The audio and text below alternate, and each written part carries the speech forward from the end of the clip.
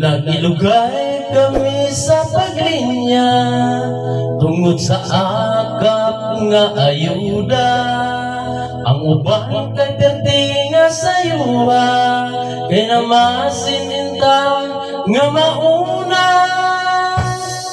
Sa ayuda excited ang tanan, labi na yun ako kay wala nahatagan.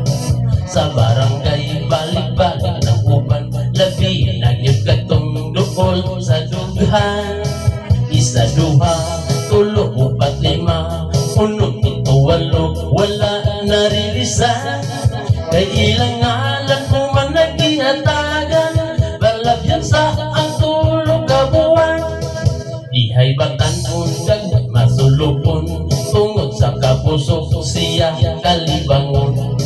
Nasobrahan rapuno niya kaon, apil ng banikunto o panihapon.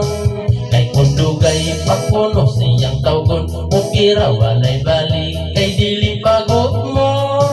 Busa agwat kabisan sakit na, para makuha yun ang ayuda.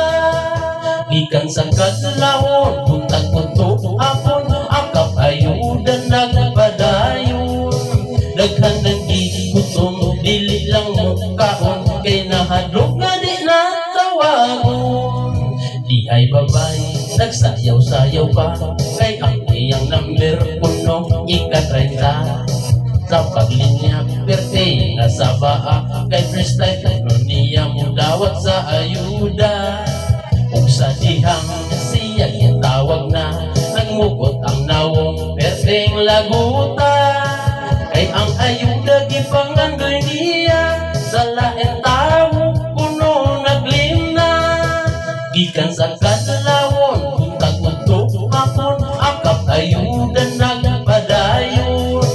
Daghan ng ikutom, dili lang mukhaon, kay nahadlok nga di natawagon. Wala dama nagsagot